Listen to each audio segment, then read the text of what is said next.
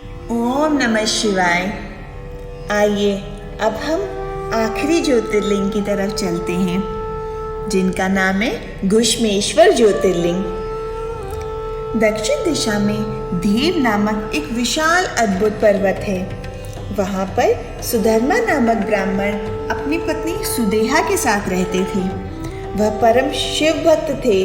प्रतिदिन अग्नि से हवन, कर्म, अतिथि का पूजन और शिवजी की आराधना किया करते थे। इसी तरह पूजन करते हुए वे दोनों पति पत्नी अनेक सत्कर्मों में लिप्त रहते थे। उनकी पत्नी सुदेहा पतिव्रता स्त्री थी। उनकी पत्नी को एक ही बात का दुख था कि उनके कोई संतान नहीं है। इस कारण उनका मन परेशान रहता था। जब भी सुदेहा अपने पति से इस विषय में कहती तो वे उन्हें समझाते कि पुत्र प्राप्ति ही सब कुछ नहीं है, हमें निष्काम शिव भक्ति में ही लगे रहने चाहिए। एक दिन की बात है, सुदेहा अपने सखियों के साथ पानी भरने के लिए गई।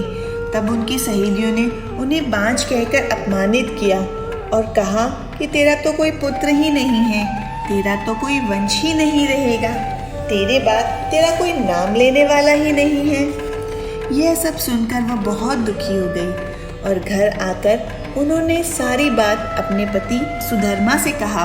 तब उन ब्राह्मण देवता सुधर्मा ने मन में भगवान शिव का ध्यान करते हुए 2 फल अग्नि की तरफ उछाले और अपनी पत्नी सुदेहा से एक फूल चुनने को कहा। उनकी पत्नी ने गलत फूल चुन लिया। उन्होंने अपनी पत्नी को समझाया, तुम्हारे भाग्य में पुत्र नहीं है, इसीलिए अब अपनी इच्छा त्याग दो और शिवजी के पूजन में लग जाओ।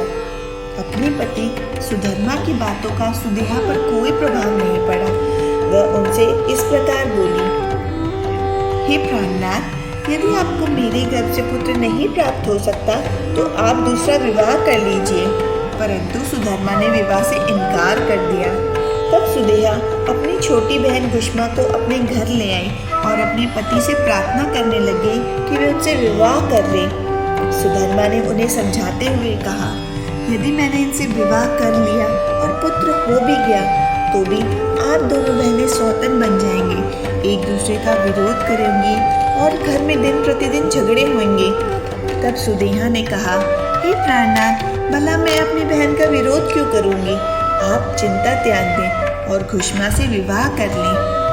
अपनी पत्नी की प्रार्थना मानकर सुधर्मा ने घुश्मा से विवाह कर लिया। विवाह के पश्चात सुधर्मा ने सुदेहा और घुश्मा से मिलजुल कर रहने एवं आपस में एक दूसरे की बात मानने को कहा। फिर घुश्मा अपने पति सुधर्मा के साथ प्रतिदिन 101 शिव पार्थिव लिंगों का षोडशोपचारों से पूजन करके तालाब में उनका विसर्जन कर देती। इस प्रकार जब 1 लाख पार्थिव लिंगों का पूजन पूर्ण कर लिया तो शिवजी की कृपा से उन्हें परम सुंदर गुणवान पुत्र की प्राप्ति हुई। पुत्र पाकर घुश्मा और सुधर्मा बहुत प्रसन्न हुए। परंतु अब सुदेहा को अपनी बहन से जलन होने लग गई थी। सुदेहा का उनके पुत्र के प्रति भी बुरा व्यवहार था। धीरे धीरे घुश्मा का पुत्र बड़ा हो गया। यह जानकर ब्राह्मण सुधर्मा ने उनका विवाह एक योग्य कन्या से कर दिया। इससे सुदेहा की ईर्ष्या और बढ़ गई। उसने निश्चय किया कि जब तक घुश्मा के पुत्र की मृत्यु नहीं होगी तब तक मुझे मेरा मान वापस नहीं मिलेगा और मेरा दुख कम नहीं होगा। अपनी खोई प्रतिष्ठा और घुश्मा को सबक सिखाने का निश्चय सुदेहा ने कर लिया। एक रात सब प्राणियों के सो जाने के बाद सुदेहा ने घुश्मा के सोते हुए पुत्र की हत्या कर दी। उसके छोटे छोटे टुकड़े करके तालाब में बहा आई, जहाँ घुश्मा प्रतिदिन शिव पार्थिव लिंगों का पूजन के उपरांत विसर्जन करती थी। घर आकर सुदेहा सो गई। प्रातः काल उठकर सुधर्मा भगवान शिव का पूजन करने चले गए और सुदेहा और घुश्मा भी अपने अपने काम में लग गई। जब घुश्मा के पुत्र वधू ने अपने पति की चारपाई पर खून और शरीर के अंगों के टुकड़े देखे तो वह अत्यंत व्याकुल हो गई और उसने अपनी सास को सूचित किया। वहाँ का दृश्य देखकर वह फौरन समझ गई कि किसी ने उनके पुत्र की हत्या कर दी है। यह जानकर घुश्मा जोर जोर से रोने लग गई। सुदेहा भी उनको देखे देखी झूठे आंसू बहाने लग गई। कुछ देर पश्चात सुधर्मा शिव जी के पूजन से वापस लौटे तो उन्हें सारी बातें पता चली। सुधर्मा घुष्मा से बोले, देवी इस तरह से रोना छोड़ो, अपने दुख को दूर करने के लिए अपना कार्य पूरा करो। भगवान शिव ने ही अपनी कृपा से हमें पुत्र प्रदान किया था, वही हमारी रक्षा करेंगे। तब पति की आज्ञा मानकर देवी घुष्मा ने शिव जी के पार्थिव लिंगों का पूजन किया और उन्हें बहाने के लिए तालाब पर गई। जब लिंगों का विसर्जन करने के उपरांत वह मुड़ी तो उन्हें अपना पुत्र वहीं तालाब के किनारे खड़ा मिला। अपने पुत्र को जीवित पाकर बहुत प्रसन्न हुई और मन ही मन अपने आराध्य देवादिदेव महादेव शिव का स्मरण करके उन्हें धन्यवाद व्यक्त करने लग गई। उसी समय भगवान शिव वहां प्रकट हो गए और कहा, देवी घुष्मा तुम्हारी आराधना से मैं प्रसन्न हूँ, मांगो क्या वर मांगना चाहती हो।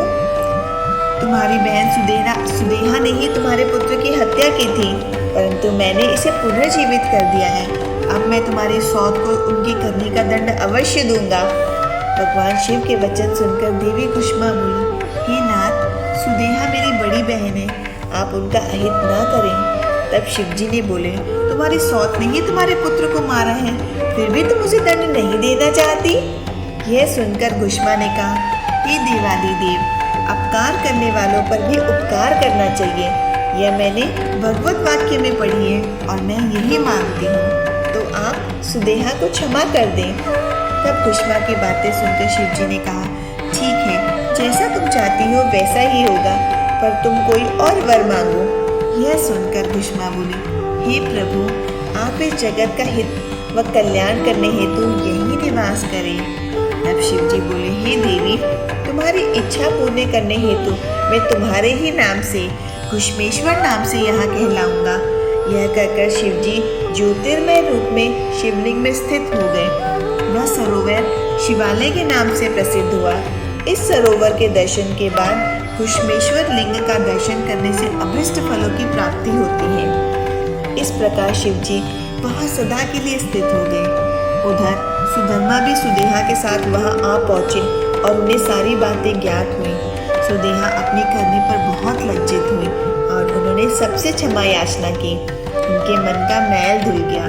तत्पश्चात उन सब ने मिलकर शिव जी की 101 परिक्रमा की और उसके बाद सुखपूर्वक घर को चले गए। इस प्रकार मैंने आपको 12 शिव ज्योतिर्लिंग की कथा और महात्म्य सुनाया है। इन कहानियों को, कथाओं को जो भी पढ़ता है उन्हें पापों से मुक्ति हो जाती है और उसे मोक्ष की प्राप्ति होती है। ओम नमः शिवाय। I am thankful to all of you for listening all the stories. आप सबने बहुत पेशेंस से ये सारी कहानियाँ सुनी हैं।